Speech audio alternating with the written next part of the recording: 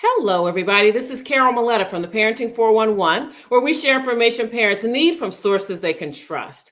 I am back for another episode with you, and I'm bringing another co-author of the Parenting Odyssey, Trials, Treasures, and Triumphs of Parenting in a Pandemic. I have really enjoyed my conversations. I hope you have too with these amazing authors. There were 15 co-authors who participated in this project and shared their experiences and lessons learned. And we are still very much in the throes of the pandemic. We kind of have some ebbs and flows as cases rise and fall, but parents still are looking for tips. They're still tired. They still get tired every now and then of all that is involved with managing their children at school, like making sure that they can keep their children safe at school, and periodically having to deal with classes being canceled because of COVID outbreaks. So there's a lot going on. So they still need encouragement.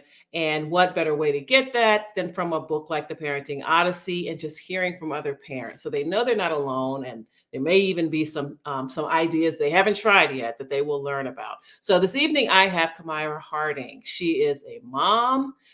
She's a fellow boy mom. And she is a writer, and she is also an author. She's recently released a new book, and she'll share about that. But we'll start off just talking about this project, The Parenting Odyssey, and what she contributed, what she shared, and then we'll get into that. So I'm going to bring her on right now so that you can meet her. Hi, Kamyra. Hi.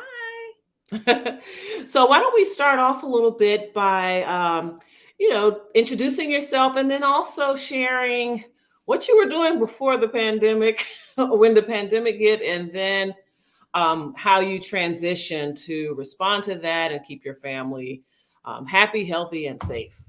Okay. I'm Kamyra. I am a content manager for Your Team for Parents magazine. We are all over the internet on all the social media accounts. Our magazine is a webzine via our website. I host a program for Your Teen on Tuesday mornings at 10:30 a.m. It's Tuesdays with Kamyra, where I interview people who have experience or an expertise in something that would be of interest to adults who are raising teens. So that's one part of my life. Another part of my life is I am a co-author of the Parenting Odyssey, which is a wonderful experience. Thank you for that, Carol. We're going to talk about that, but that's talking about parenting during the pandemic that just won't go away, right? With Omicron, a lot of the issues that we thought we were done with in this book have resurfaced. And as you mentioned, I do have a new project that's just released. It's a little fun project. So, tell us what it was like in those early days when we heard about this mysterious virus, and then, our country reluctantly, I must say, locked us down so that we could figure out what we were dealing with. So what was going on in your house? So in the very early days, it reminded me of SARS. And SARS and Ebola, they were there and a concern, but you really didn't think they were going to touch you, right? It was kind of interesting whenever it touched somebody else in this country. But as soon as Western Europe was touched with this COVID virus, you knew that it was just a matter of time before it got here. And Western Europe shut down, and you knew, okay, this is really bad. This is really bad. But I don't think that I allowed myself to internalize how it would affect me and what it would be like if we shut down. I just kept going about my day to day, but sanitized. So I had sanitized everywhere, and we were all sanitizing and everything, but it hadn't dawned on me that we would shut down. I don't think anybody really thought of that. It had been 100 years since that happened here. In the very, very early parts, I did what most parents did, especially moms. I went into hyper overdrive, caretaking overdrive. I cleaned everything. I made sure everyone was happy. I became chief technology officer, which I don't understand because we have young people in our house. So that have been me, but I did do that because we had people in our house. We had one son who was in high school online, another son who was teaching high school online. My husband and I were working. I had another relative, a cousin living with us, taking classes online and working, and we're all trying to use the same internet. And like many people, it didn't work. Wow. So we did that. I made cozy little areas in the house so that everybody could go to different areas and have their own spot and wouldn't feel stuck and confined to their rooms, trying to make it easier for them. I really went into nurturing overload. Yes, I think so many of us.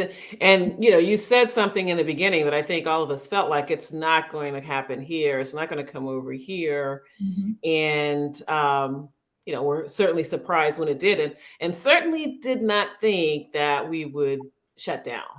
Yes. I was very surprised at that. But then once the decision was made, I thought it would be for a very short period of time. Mhm. But actually, I have to say a lot of things didn't play out quite the way I thought too. I mean, like I thought, quite frankly, we were going to respond to it a little differently. I thought that our citizens would to it a little differently than they did. I mean, I thought it was just going to be more unifying and, us against the virus kind of thing. And let's do everything we can and all of that. And I'm not sure that it didn't quite play out like that for me. Yes, yes. I uh, do. I was more optimistic than I probably maybe naively optimistic about our country's response to it. Yeah, I really thought there was going to be something different. But so in those early days, you just went right into caretaking. Well, even more so because you're a mom, you already were doing that, but really just trying to make people feel comfortable, make family members, and because I think the mental health, in the beginning, well, throughout, but there's a lot of disappointment, especially when you have school age children, because they're just certain things that are a part of their life, their interactions with their classmates and friends at school. And then also, particularly in the younger grades, children are very attached to their teachers, you know and so that was something else. So it was really not just the mechanics of doing school at home, I guess, but also making everybody feel okay emotionally. So what kinds of special things did you need to do there? In our household, it was a little different because we have older ones. Hmm. Our youngest was in high school. So we didn't have the longings for play dates and stuff. And we had our bubble consisted of 5 people. And there were 4 different types of introverts. So in the beginning, when they had the shutdown and we got the orders, the 4 of us were like, no problem. That's kind of like how we like to spend our time anyway. We did have one extreme extrovert. We were a little worried about him. Hmm. Actually ended up quite proud of how he handled it. But in the beginning, we were okay. And I probably made the mistake that a lot of people make when you have older children is if they're not complaining, you leave them be, right? Right. Um, and we lasted probably longer than a lot of other family bubbles because of our personality types, and we had enough space for people to have their own room. And then we would come together at the end of the day, kind of cook together and spend some time together. So we lasted quite a while. But then I noticed that the person who liked it the most, who for whom his personality was geared towards this type of living, was starting to exhibit signs of this is not okay or it's taking a little long. And I Hmm. realized that I need to do some check-ins, some individual check-ins. Hmm. One of the things that's difficult with older children is that they know the truth. They know what's going on. So you Hmm. can't distract them. You have to be real with them. So I had to have some real check-ins and just call them that and literally walk into bedrooms and say, all right, I'm checking in. I'm feeling a little this. How are you feeling? And just have some real one-on-one good conversations and difficult ones. And I noticed an ease over the house once I started doing that. And I probably should have started earlier. Yeah, but I mean, you probably thought, well, any minute we're going to be opening back up, or whatever. So yeah, I can imagine that's the case with quite a few people. Mhm. So, what was it like working on the project? I mean, how was it for you? This project was it was a lot of fun, but what I really appreciated about it, not just getting my thoughts on paper about parenting during the pandemic, but was the whole cohort aspect of it. We really got together as a group of co-authors. We didn't just submit our piece and move on. We had Zoom meetings where we discussed it so that we can make sure that we were touching different aspects of it. That's how I learned that I was one of the few with older kids, so I could talk about that.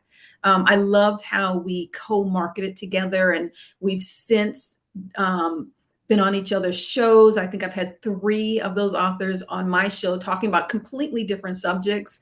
Mhm. So I feel as if it was a professional cohort in addition to being a really good vehicle to present information on parenting during the pandemic.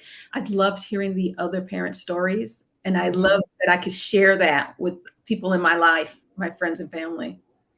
Awesome, awesome. Yeah, it really was a lot of fun and interesting experience, and also just the people who said yes, who signed on for the project. I mean, there was no particular rhyme or reason in terms of who I offered the opportunity to, but we ended up covering all of the major regions of this country, Mhm. right? And then we had, racial diversity, and some people lived out, in rural areas, some people lived in the city. We had, of course, people from a person from Madrid, a person from Nigeria as well, outside of the country. So it was just really interesting how that played out. I didn't realize that until, I mean, how we had everything covered, until I was just looking at it a couple of days ago, and I was like, wow, we really covered the map pretty well. It's just 15 people, but so that was really a good experience, and I'm glad that you all are staying connected, and I've been able to stay connected with a lot of people as well. So tell us now, you just launched a new book. What is that about? Yes, I'm very excited about it. You'll see behind me here, there's a poster board of the book cover. I actually don't have my author copies yet, and people are buying copies and posting online pictures with their paperback copies, and I don't have my box yet, but that's what it Ah. is behind me in the poster, and it's called Eavesdropping Family Fun. Um, I have an online persona. My name is the Try Hard Mommy, and I have been in the mommy space for a while now, for about 19 years almost. And I started because the mommy space was really hot in the 90s and the early aughts, but I noticed that it seemed to be a singular voice, and some of the things that I was reading didn't necessarily pertain to me. So I Mm-hmm. started expressing my voice. A lot of the stuff is very similar, but I see it from a particular lens, right? I'm an African Sure. American woman. I'm a child of immigrants, yada yada yada. So I started Try Hard Mommy as a blog or online on the Facebook page. And one of the things that I would do, and there are lots of things that I do through that, but I humorously would tell stories about my family and literally put up conversations that I either overheard or participated in, or sometimes even imagined, because that's kind of how my creative brain works. I see things in conversations. Mm-hmm. If I'm writing a story, a book or a short story, I start with conversations. I literally have blocks of conversations and then feed in and fill in the descriptions and all the other parts of the story. And I used to just throw these conversations up online, and Mm-hmm. people loved them. And I did it for years, and they said, you should compile these. And I thought, I'll get around to that. Well, I Mm-hmm. finally got around to it. And so it's a Good. book series. And the first one is all about family conversations, family fun. So that's what it released just this week. Mm-hmm. Mm-hmm. Well, congratulations. Yeah, that's definitely very exciting. Now, a lot of people, I mean, even the reason why I wanted to release a book during the pandemic was the conversations that I was having with people on my platform, whether it's here in News You Can Use, my radio show, or my podcast. And, we might be talking about a particular area of expertise that that the guest had, but usually they were parents as well. And so we always turn to, how are you all coping? How are you all doing? And I would hear lots of times about, certainly it was a challenge, but then some unexpected blessings, some lessons, some clarity that they've gotten as a result of being with their families, not going out as much, just having more time to enjoy the family and connect, but also some individual private reflection on their own, and rethinking some things that they are doing in their lives, and maybe making some shifts. They can be large, large impactful decisions, like maybe resigning or starting a business, or doing something like that, or just other things. Maybe it's some rituals, some things they want to add into their day to make themselves more productive, or to maybe enjoy life more. But what kinds of revelations did you have in terms of, personal, Kamyra, and then also as a mother? Like, what kinds of things emerged for you during this pandemic? So I think, like a lot of people personally during the pandemic, I thought there's a lot of stuff that I want to do, projects I want to finish, like that book series of compiling all of those conversations, and I should get to it, right? And we were seeing examples of life is short, things can change. Let's do it. Let's check these things off of our to-do list. I also noticed that I had to take a lot of time to pivot. It was very difficult. I work from home, and it was very difficult for me for the first few months, having the house filled with people, even though they were quiet because they were doing things too. But my MO was such that the whole home MO was such that I would caretake until they left in the morning. And then I would take off that hat, put on my other hat, go up to my office and work until they came home. And then I would reach for that caretaker hat and put it back on. And I noticed it took me a few months, but I was caretaking all the time. And people always say as a parent that, you have to know when to take care of yourself and when to not. And during a pandemic or any crisis, you don't take care of yourself. And I realized, I need to take care of myself. I need to go out and walk. I was making sure everybody else was walking and doing good things, but I wasn't really doing them. So I went back to doing the things that were part of my routine when they weren't around, and learned how to do these things with people around. And that was a paradigm shift for me. It seems like a small thing, but if you are routine oriented, shifting is big, and it's a challenge. But once you do it, you realize, well, then I can shift all the time. Right. And something else that I'm hearing, aside from the routine, honoring that routine, it's also when other people are around. I think sometimes we're just more hesitant to take that time for ourselves. We think it's kind of being selfish to, self-care.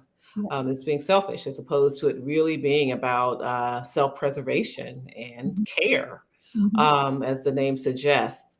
So, so how is your family doing now? How are folks doing? We're still in it, but there have been some changes. We can do a little bit more. How's everybody doing? We're all doing well. That immediate bubble of 5. One son has since bought his own home, his first home, and moved out.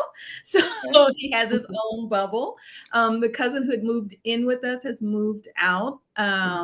And our youngest son will be moving out this summer, late end of the summer, to go to college. So I am in the midst of what I call empty nest loading. It's happening. Oh, okay. Yes. Yeah. Well, I definitely know that feeling, and my nest was really empty in the beginning of the pandemic because everybody was gone. My husband was traveling too, and and they were both in college, so it's just me and my little golden doodle. So yeah, but it's really interesting. She's really good company that I didn't realize that she was such good company until that that time. So Mhm. that was really good. So how can, if you'd like people to order books, the Parenting Odyssey from you, how can they get that? They can go to my website. That's a nice launch base for me. So it's tryhardmommy.com, all one word.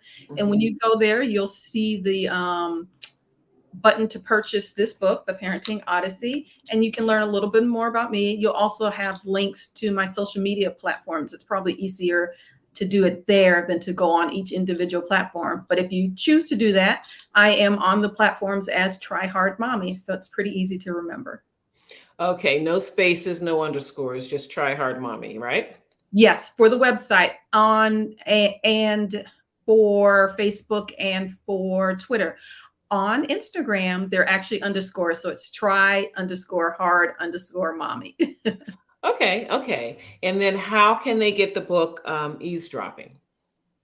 You can get that directly from Amazon. So you can just go Okay. to Amazon and you can look up eavesdropping : family fun or Kamyra Harding, and it will pop up. Sounds good. Sounds good. So is any other closing thoughts you'd like to share with the audience?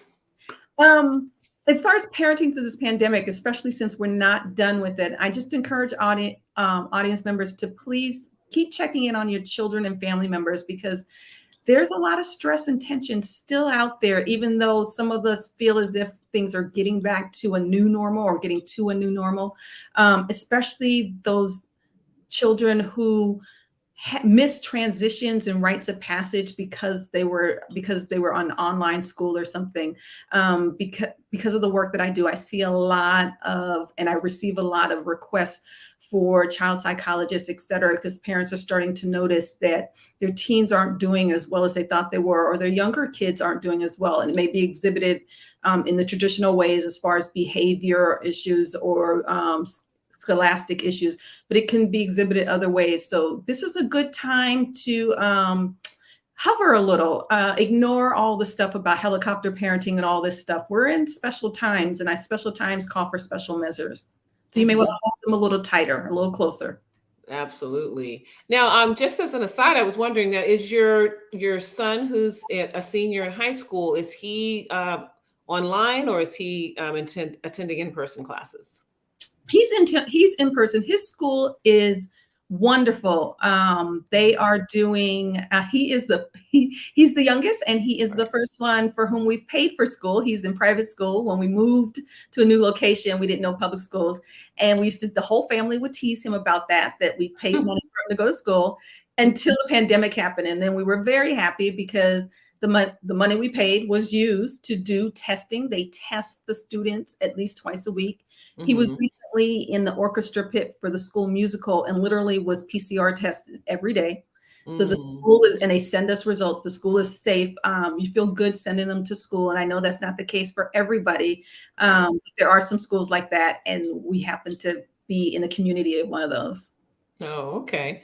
All right, then. Well, thank you, everybody, for tuning in this evening. I hope that you will visit Kamyra's website to learn more about her, to purchase the Parenting Odyssey from her, as well as visit Amazon to pick up a copy of Eavesdropping. I have my copy, so I'm looking forward to that, an electronic copy, but I'm looking forward to diving into that. And as always, I really appreciate you tuning in. Follow me at the Parenting 411 on Facebook, Instagram, Twitter, and YouTube. And always remember that it's never too late to be the parent you want to be. Have a good evening.